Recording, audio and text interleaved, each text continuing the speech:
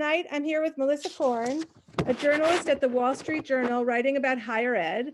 And because of what she was writing about and where she situates herself, she was, I think, at the center of everything as it was unfolding, and then asked to write a book about it. So she co-authored Unacceptable, Privilege, Deceit, and the Making of the College Admissions Scandal. And we're so happy to have you here tonight. It's quite a story. And I think the most important thing for us tonight is to get to the point where we have some takeaways, because there's really a lot of lessons to be had from what happened here. So Melissa, let's start. You reported on the largest education scam ever prosecuted. It was all over the news. We are hearing about it all the time. Some of it was like with a wink, wink about it, but a lot of it was really like horrified, like this could happen. So can you give us like, what's the story here? Yeah, so in March of 2019, prosecutors in Boston unveiled criminal charges against 50 people, including 33 parents, a number of college coaches, this corrupt college counselor, Rick Singer, some of his employees. It was this really sprawling case. And what it came down to was Rick Singer helping families cheat their way into college, cheat their kids' way into college. There were two main prongs of the scheme that prosecutors looked into. The first had to do with standardized testing, and Rick Singer would encourage his clients to have their kids tested for learning differences so they could get extra time on the SAT or ACT. Enough extra time, you can go take it at just a totally different testing site. And he then paid off a proctor and a test site administrator to fix the kids' scores after they left, or sometimes just feed them the right answers in the moment. The other part of the scheme was had to do with fraud in athletic recruiting. And Singer would pitch these kids as star athletes in kind of lower profile sports like soccer and sailing and rowing. So, football gets all the attention, basketball, there's blogs about who's being recruited, but nobody pays attention really to these other sports. And he knew that. He knew that coaches were under pressure to raise money. So these families would send money often through Rick Singer and his charity. Some of it would end up in the pockets of coaches or in the university's coffers, through the athletics department donations. Some of it would stay with Rick Singer. And the kind of wildest part about that prong was that Singer and his employees would create these fake athletic profiles. So they'd Photoshop some kid's face onto an actual athlete and submit it as if this kid, was a star pole vaulter. So first of all, I read the book wanting to kind of understand Rick Singer as a complicated human being and feel a little compassion for him. And he just got worse and worse for me. Did you find anything redeeming about him or that you could understand? So the thing that really fascinated me about Singer was other people's response to him over the years, and that people really seemed to like him. Even people in all walks of life, all different parts of his life as well, they really they enjoyed him. They thought he was kind of entertaining, a little rough around the edges, and that was appealing. I am not attracted to that kind of personality generally. He embellished everything. He just could never be bothered to put on a suit. He would always went in his little sweatsuit. So no, he's not the most, he doesn't scream, feel bad for me. He is staring down a pretty long prison sentence, or potentially for a pretty long prison sentence. He hasn't been sentenced yet in the case.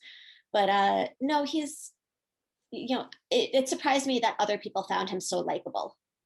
Well, you could feel from the storytelling that he's very charismatic, but as a moral person, he just seems to lack any of the kind of boundaries that many of us have. One of the interesting things about kind of his masterminding this scam was, we had people close to him say that first of all, he just loved a win. He loved getting somebody into school, and clearly by any means necessary. He also, he felt like the admission system was kind of broken. So he wasn't the one breaking it. He was just exploiting these loopholes that already existed, which perhaps is, a criminal defendant justifying their actions to themselves, or really his belief about the system and just how corrupt it already was.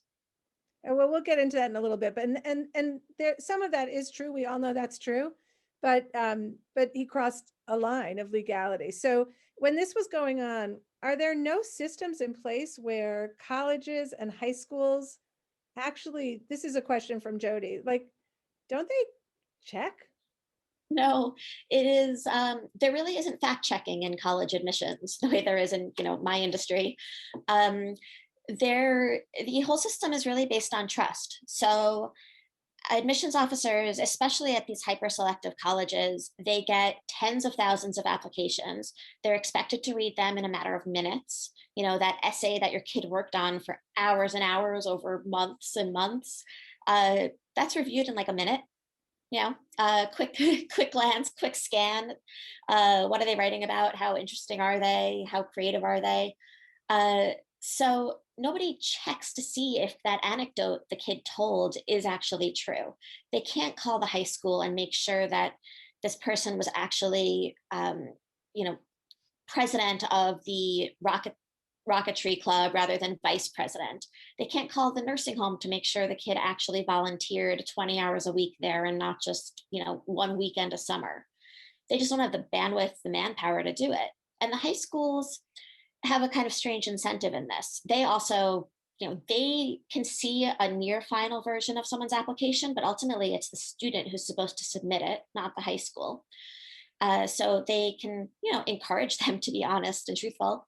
But what incentive does a high school have to kill someone's chances of getting into a better school?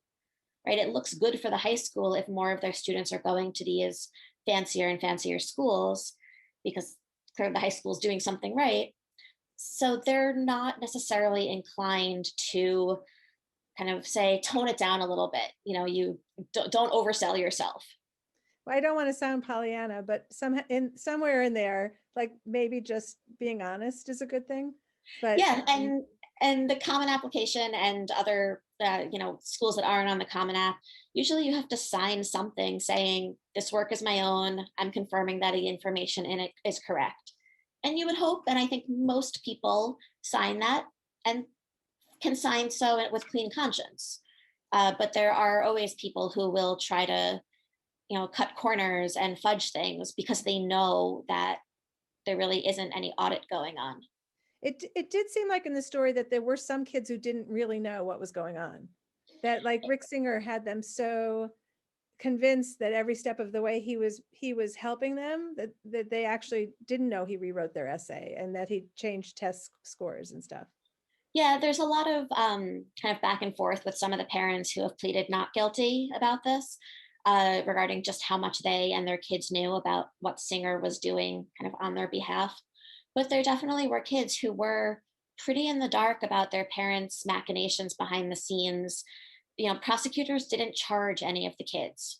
And they said, some of them were involved and did know and, sent emails to coaches to try to create a paper trail that they were an actual athlete and they knew that they weren't an athlete. But the parents were the ones driving this. All right, so let's move into the parents and talk about this a little deeper. So you were able to tell a lot of stories about the parents. When it comes down to it, can you kind of distill? Was there like one motive that kind of rises to the top that explains how we got in this situation? So I don't know that there's just one, but there are two or three kind of themes that we saw, uh, that a lot of the parents kind of fit into these buckets. One was just an insecurity that they were not kind of doing what they needed to do to be successful parents, or that their kids weren't going to get there on their own. They just didn't think that the kid was up to it. There's also this kind of competitive nature, right? Wait, These what, can other, I ask you what there yeah, is? Because that's such a funny thing that they're like, they have determined, first of all, they don't have faith in their kids, right? Which yes. comes out later. We hear about that. But also like that they won't get there on their own is such they know what there is, but what is there? It's a really warped worldview.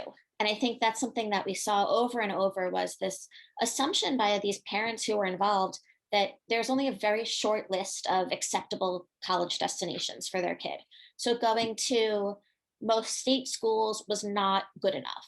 Going to a school that admitted 30 to 50% of its applicants was not good enough. They wanted their kid to be going to the school that admitted almost nobody, because therefore that meant their kid was great, and therefore that meant they were great as parents.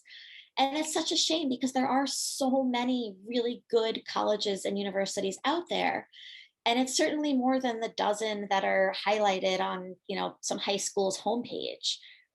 Yes, congratulations, you got someone in, someone from your class went to Stanford, but you also had kids go to every single Cal State campus and UC campus, and let's celebrate them as well. And somewhere along the way, we as a society have kind of moved away from that. And these parents in particular, in these neighborhoods in particular, there was kind of a very, very narrow window of what was acceptable. Did you find you developed any compassion for any of them? I don't feel bad for any of them necessarily. I don't say, gosh, they got a really, tough hand and oh, woe is them for 3 weeks in prison or something. But I did find some of their stories and some of their kind of reasonings for getting involved in this somewhat relatable. And that was somewhat troubling to me as a parent. But I kind of recognized myself in some of their insecurities. Am I making the right decision for my kid? Am I doing enough for my kid? All these other parents are doing this. Do I need to be doing it too? And a lot of the parents, especially the moms, we saw that was kind of one of the driving factors in them starting to work with and then move over the legal line with Rick Singer. Yeah, that's the interesting thing, because Rick Singer talks about you can get in through the front door, you can get through the back door, which the back door is like something we know about. Like you pay for a building, and then Mm-hmm. he describes his as the side door. Right. And the side door is the kind of most generous way you can define it is you make a donation to a slightly smaller department or program in the university. So that smaller dollar amount kind of is noticed more, right? You're the one person who gave money to the music department that year, or to the crew team, or to the soccer program. What it really was the athletic fraud side of his scheme. But some of the parents who have pleaded not guilty, that is part of their defense, is saying that we just did an extreme version of what already goes on, this kind of quid pro quo of donations and admissions. Others said Rick Singer just never quite explained it to them.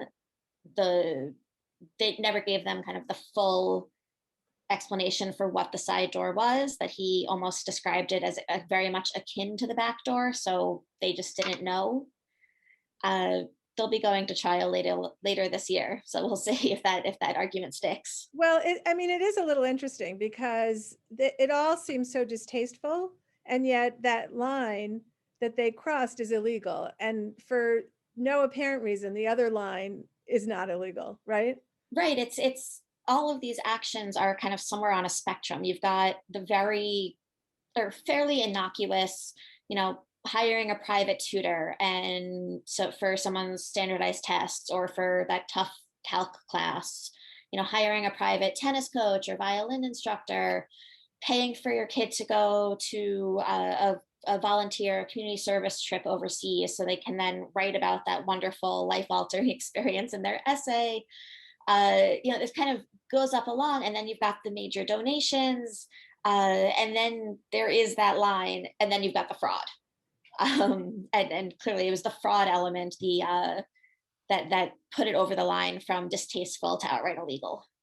Yeah, I guess we do that in all sorts of spheres in life, and then when you cross the line, it's called illegal. So this is not so unusual in that space.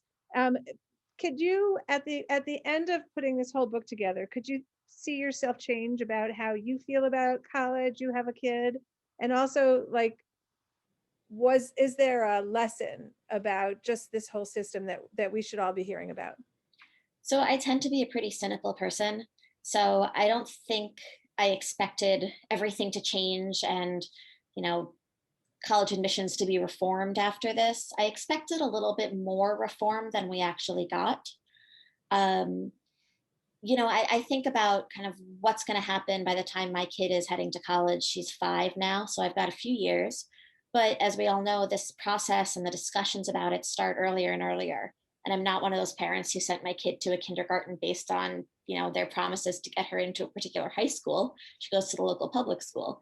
But I'm surrounded by people who did do that. And it's something that I'm just very aware of, thinking through, okay, what advantages am I giving my child? What advantages should I give my child? What does that mean for the other kids? I'm certainly more aware of the privilege that has been built into my life than I think I was before, by seeing just how kind of how blasé a lot of these other parents were about things that seem like pretty extraordinary privileges. In the book, you talk a little bit about what they're used to in their lives. These people were the ultra rich. And so there was a story about what they did for birthday parties that it just sheds a little light on how not like me they are, you know?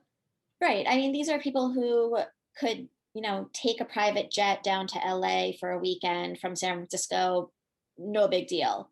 They jetted around the world for family trips to private islands. They had multiple houses. They, this wasn't, the kid going to get a car when they turn 16? It was, which BMW model are they going to get? Or these days, probably like which Tesla or something. It's extraordinary wealth, and surrounded by others who had extraordinary wealth. So it didn't seem that out of the ordinary. And Yeah, these it becomes parents, your norm, right? It's like um, just, it's mhm, your norm wherever you live, even though to us it's so extraordinary. It is how they lived. absolutely. And these parents, many of them were kind of titans of industry, right? You had some people in private equity, real estate development, big shot lawyer, doctors, Hollywood stars, fashion designer, like people who were big in their industries, who had been so successful for their entire lives. So they weren't going to stop now. They weren't going to all of a sudden fail at getting their kid into somewhere. That wasn't an option for them in their minds. And frankly, they had managed to get everything done before. So of course they could find a way to do it here too. Did you find that any of them were remorseful? Yes. So we spoke to a number of the people who were directly involved in the case. Jennifer, my co-author, and I, part of our agreement with many of our sources was that we wouldn't say who we spoke with.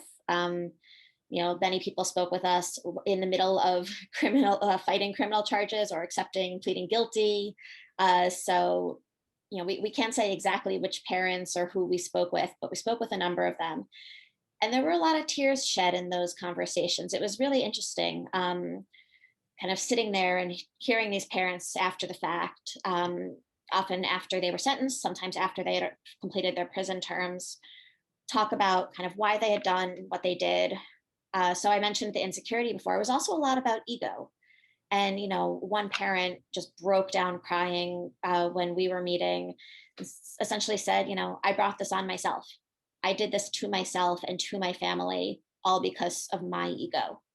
Um, and they regretted the relationships that had been torn apart, with their kids.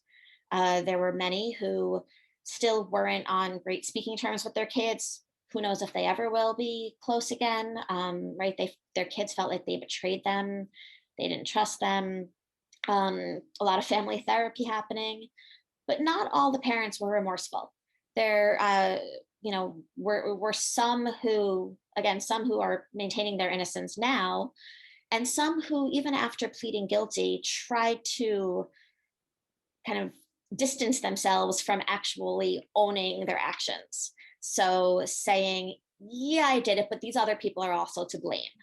Or, Rick Singer just did one over on me, even after pleading guilty and admitting their crimes, saying I was had by Rick Singer. And that was very interesting to kind of hear them still unable to just accept responsibility for what they had done. So I think in the book you said something about how the judge, um, I think it's a woman who said, this is like basically this is caution for all of you out there listening to this story. Yes. What was that? Yeah. So one of the things, so there were a couple of judges in Boston who are overseeing all of these cases. And during a sentencing hearing for one of the parents, one of the judges, Judge Telwani, she explained that, you know, you guys already had all of these advantages. You were already on third base, and here you are. You must get a run. And just their lack of acknowledgement that they had already made it to third base without any issue. She said that the system was already broken. These parents didn't create the cracks, but they certainly deepened them. And at one point, she asked one parent, who did you do this for? All these parents keep saying, I had my kid's best interests at heart. And she really took them to task on that and said, no, this was for you. This was all for your ego and your reputation and your sense of self and your competitiveness or insecurities. And this wasn't for your kid. And think long and hard about who you're actually doing all of this for. Yeah, it is such a bragging rights fight that was going on there. It's a very expensive bumper sticker. Yeah, yeah. But also like cautionary tale to all of us, because we don't know. I mean, I think about it all the time. I don't know who I'd be in the story. I like to think of myself as one way, but who knows? We don't know. When one of the parents was sentenced, a guy from New York, the judge said, I'm not worried about you doing this again. The punishment is not for you.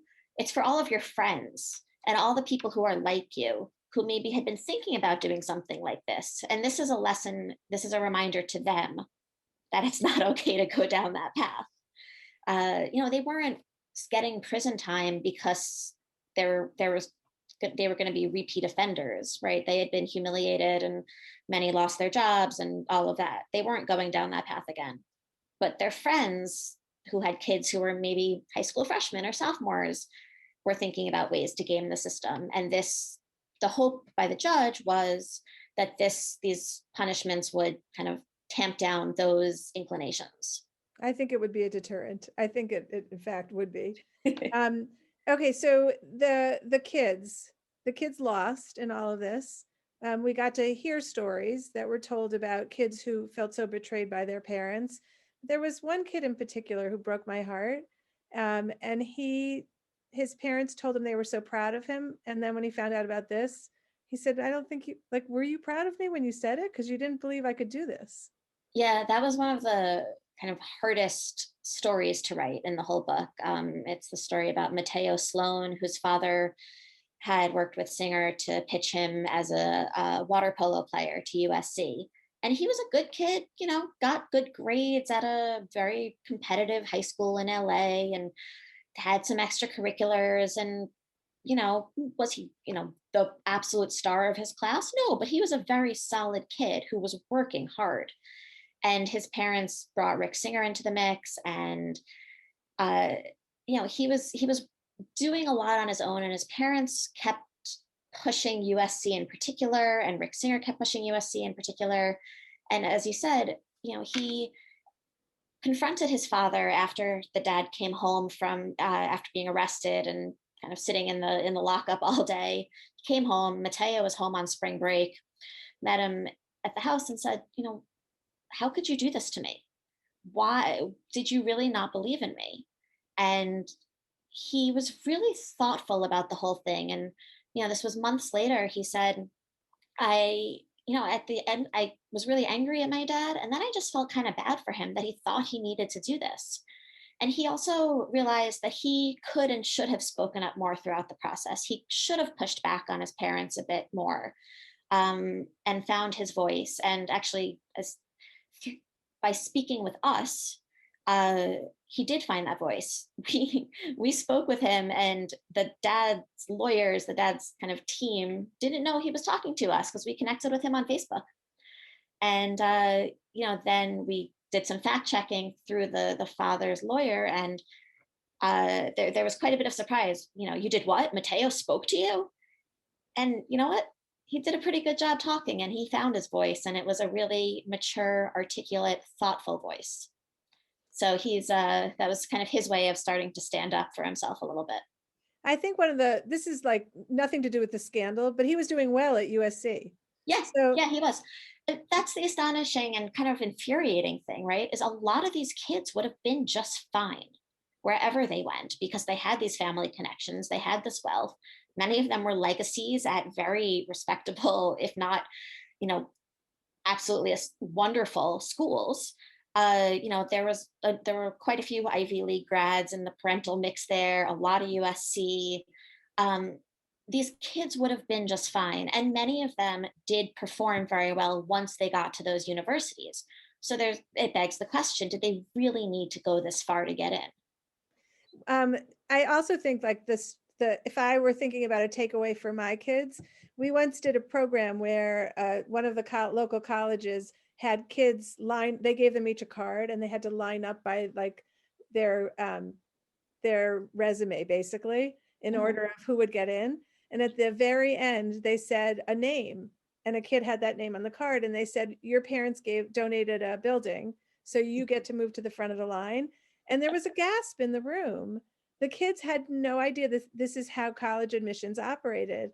And it was a moment of like, so don't take it personally. Yeah. When you know that goes on, you can't take rejection as like you personally did not get in. There's a host of other reasons. So I feel like the scandal here also. Right. It is not a pure meritocracy. It never was. And as you said with the donations, right? There people, certain groups, certain communities have always had and probably will always have a leg up, whether it's legacies or kids of donors or recruited athletes. At these schools with admit rates of 10% or below, being a recruited athlete is about as close to a guarantee as you can get. And these are, for non-scholarship sailing spots. Um, and it isn't fair. And yes, you want to have control over it, and your kid wants to have control over their future and all of that. But at the end of the day, maybe that school has enough chemistry majors right now, or they really don't need another oboist, or, they are looking to even out the ratio of young men to young women in their class. So they're going to admit some more men this year. And you can't control that. And that's just how it is, how the system works. And once you kind of give up some of that power and accept it, it makes the whole process not easy, but a little bit easier. It's a little more grounded in reality at that point, because Yeah, it's this mystery. And so, if you do all these things, you'll get in, but it's not true. right. I would suggest for those of you who kind of want to understand that process more, I'd recommend Jeff Salingo's book, Who Gets In and Why. He talks a lot about just the different institutional priorities of lots of schools. And yeah, sometimes that aligns really well with who your kid is, and sometimes it doesn't.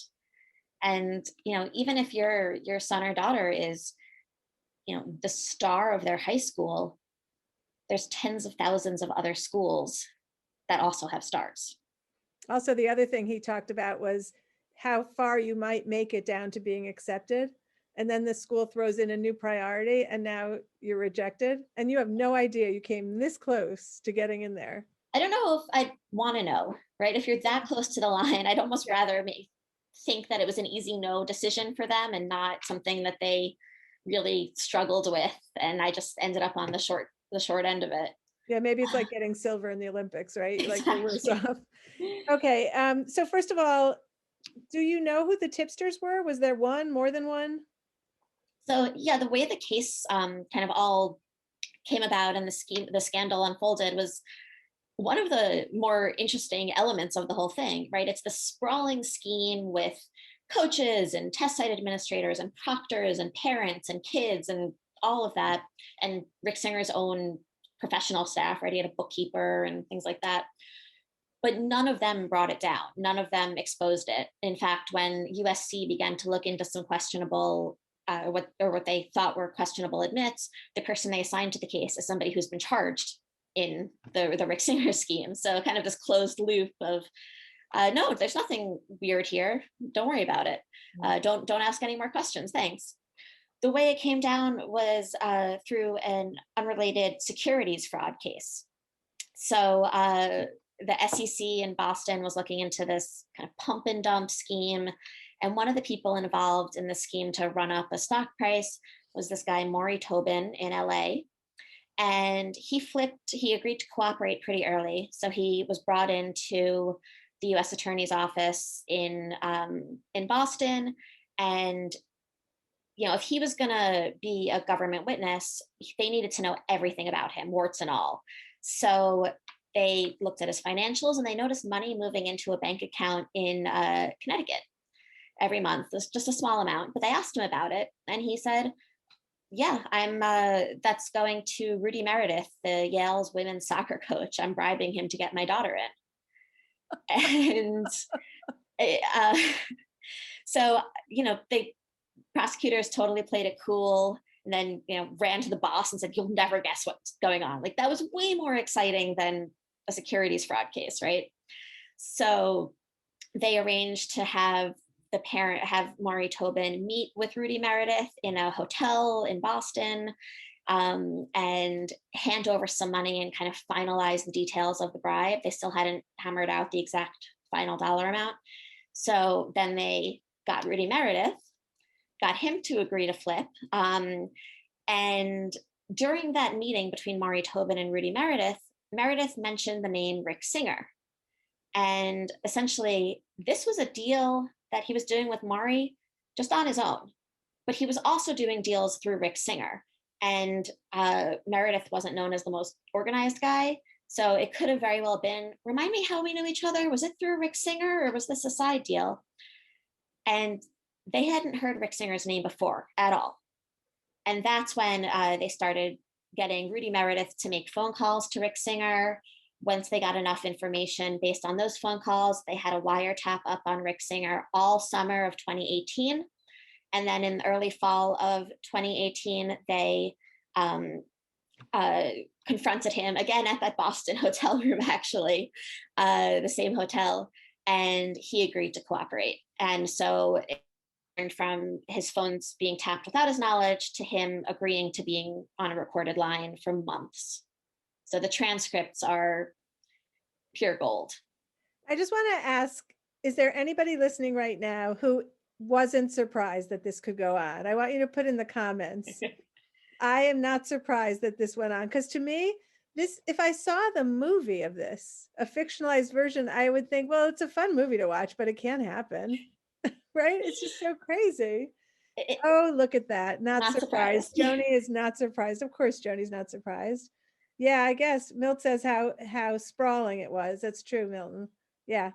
I mean, I think that's the thing that surprised me. Not that there were people trying to game the system, not that there were people willing to lie to get their kids in, or God, pay. Nobody's surprised. But the thing that surprised me was what Milton said, was just how sprawling it was, right? 50 people were charged that first day in March 2019. Another half dozen have been charged since then. Dozens of guilty pleas so far. It's just that it was so complex, and that's not ultimately what what caused its downfall. I think that part surprised me. Wow. Okay, so I want to end on a hopeful note, and I'm worried I'm not going to. So tell me, is the system reforming at all? Is the college taking any responsibility? Are the colleges taking any responsibility for how this went down, and has anything changed? Yes, things have changed. No, they're not necessarily taking responsibility. So I talk about this in the final chapter of the book, is called "A System Reformed?" ? So that kind of indicates where we land on this. But I was at this national conference for college admissions officers and college counselors in, I guess it was fall of 2019. And there was this refrain in the entire conference. I heard it so many times from different people, that this was not an admissions scandal. No college admissions officers had been charged. No real college counselors had been charged. Rick Singer also did have a legitimate side of his business, but he wasn't a member of this organization. And just they so quickly distanced themselves from the scheme, from the scandal, and said, this was a testing thing, this was an athletics fraud thing, but this wasn't us, don't blame us. We did see some schools come out and say, we're going to do a little bit more to check on who gets in as a recruited athlete, make sure they actually join a roster. Some schools said that they would audit applications a little bit more frequently, but that they still couldn't check every single one. Some high schools said that they would have a closer look at applications before they were submitted. The thing that really surprised me as I look back was that there was no change to testing at the time. The College Board and the ACT essentially said, there were a few bad apples among our test administrators and proctors, but our test is secure. What brought about the real change was the pandemic, right? And then you have 1,500 schools now test optional or test blind. Some have extended their test optional policies already for multiple years. What I don't want to say killed, but what certainly hobbled standardized tests wasn't this huge fraud involving them, but it was the fact that people just couldn't go take them anymore. Well, I guess because we have the people to blame, everyone else can wash their hands of it, but it's just so disappointing. Like, it would seem to me that you could add in that the counselors are the ones sending them in and that they have to sign a verification somewhere simple. Yeah, there's a lot more blame to go around too, right? We can also blame some of the high school folks, some of the college counselors that only celebrate those kids who get into that short list of schools and make the others think that they're not good enough and that they have to cheat to get into those elite schools. We can blame the parents for giving into this and kind of feeding this frenzy. We can blame the kids for not speaking up more. There is plenty of blame to go around. And I think, as you said, because other people, you can blame other people, nobody wants to have it sitting just on them. Also, Rick Singer seems so evil that, like, well, I'm not as evil as him. I just wanted to take like longer time for the test. I'm not that bad, right? Right. Okay, so Ken says the colleges created these side doors. Corruption breeds corruption. It's so true. It's really true. Yeah, it's really challenging to kind of, in the book we call it, the chapters, the gray area, and it's kind of, okay, where does that side door end, where does the back door begin, and at what point is it too obviously a quid pro quo to be legal anymore? And I think that's the line that prosecutors used and that schools try to delineate, but again, they don't really have much incentive to clarify just how much money it takes to get your kid in. Also, you started by saying they just don't have enough people to go through and like even read all the essays that our kids put so much time into. So how Yeah, can you fact check all of this? It has to be a much deeper dive into fixing the system. I mean, I'll scare some of the parents on this right now watching this, but Harvard received 57,000 applications this year. For their admit rate will probably be somewhere in the 3 or sub 3% range for a regular decision. They didn't double the size of their admission staff to read a 42% increase in applications. They're just either have longer nights or taking a little less time to read them. And that goes for all of the schools. Yeah. Okay. Any heroes in the story? There are a couple of college counselors at high schools who tried to raise some red flags. They kind of, these are small schools where the ratio of counselors to students is like 1 to 30. The national average is about 1 to 400, I believe it is now. So at these schools, the college counselors knew the students very well. They knew that they didn't play these sports, and they tried to alert higher ups, whether it was at the school or at the university. And we have one case where Massimo Giannulli, the fashion designer, kind of storms into the counselor's office and says, my daughter Rose, don't you dare question that. Essentially one of those, do you know who I am sort of exchanges. And the counselor, took notes and emailed the dad after and said, confirming that you said your daughter does this, is part of a crew team, and tried to push it a little bit higher. Turns out someone from the board of trustees is who introduced Giannulli to Rick Singer in the first place, and he has now pleaded guilty as well. So there really wasn't that much incentive for the school leadership to kind of call out their own parents and trustees. Okay, we have a few questions. Yeah. This is a good one. Really good. How many more Rick Singers are there out there? I love this one. I doubt that there are people trying to pull this exact same scheme, right? That would be really hard because it's kind of like they put a Band-Aid on these little scratches, but there's plenty more. we do know that there are other people trying to game the system. And I think as long as an admission slot at one of these schools is considered such a valuable commodity and is in such high demand, there will be people finding new ways to cheat the system. We know that I guess it was in summer of 2019, last year kind of was a blur. In summer 2019, the Wall Street Journal, one of my colleagues, and ProPublica wrote stories about this woman in the Chicago area who was advising her clients to give up guardianship of their kids so that the kids could then get more financial aid as independent, applicants rather than dependents of their parents. And again, these are families that lived in the Chicago suburbs, could afford to pay a private counselor to give them this advice, and they were still trying to get some more financial aid out of University of Illinois.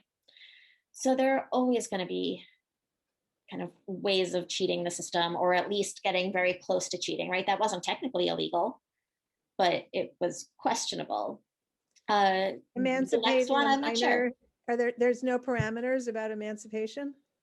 Not necessarily.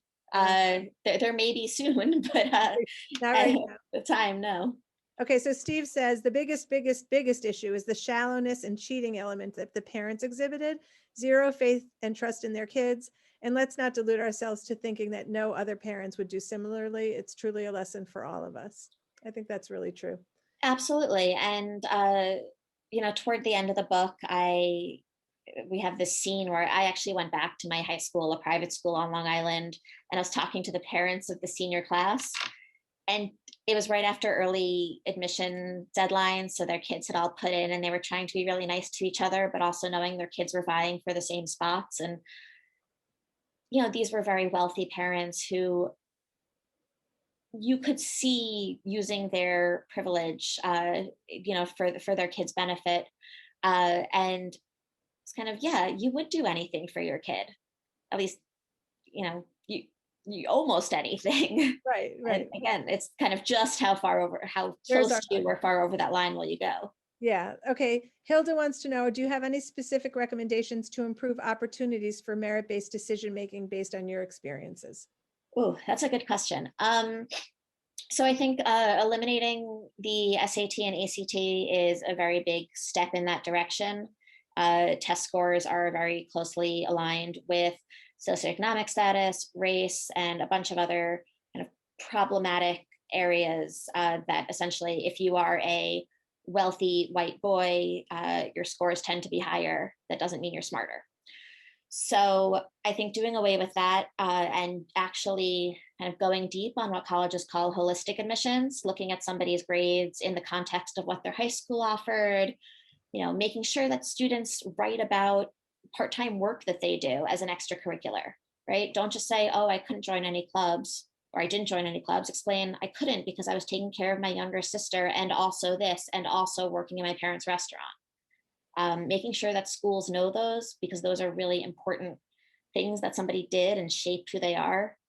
And frankly, high school counselors don't always tell their kids to do that. So making sure that the entire individual essentially is being seen. But that doesn't come overnight. Okay, I do have one good note I'm going to end on. So unless anybody adds another question, this is our last thing I'm going to ask about. Tell us the story about Occidental College, because it's a good story. Sure.